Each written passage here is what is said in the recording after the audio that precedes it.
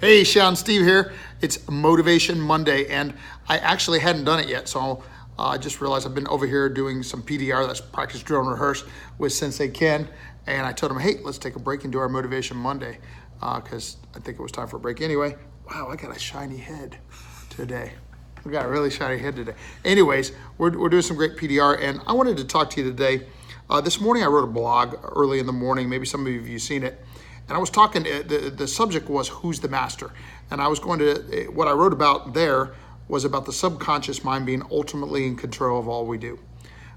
In that our subconscious mind has the programming that decides our thoughts and emotions and then our actions, and these things of course create our life. And I wrote a blog about it today, and I was going to talk to you about that today.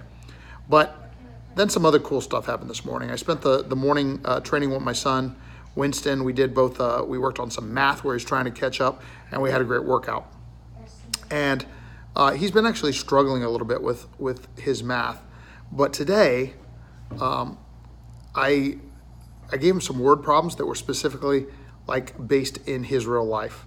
And what I did was I said, okay, so Winston is making this much an hour and working this many hours, and and then I said, okay, and he realized he had this much money, and he would make this much money over the whole summer, but if he worked 2 days instead of, one day, how much money would he make? And we went through the whole thing, and we were like, and then he went on a proverbial date in the training, and had to pay for the 2 tickets and the bucket of popcorn, realized what he had left. And anyway, the point of this story is that we found a way to change his resistance to that specific type of math, and to find a way to make him receptive to it.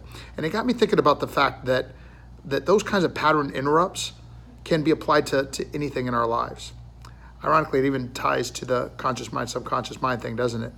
Because rather we're working with a child that's having an issue with math, or rather we're working with ourselves with something that perhaps we haven't succeeded at yet, and we feel like we need more work in.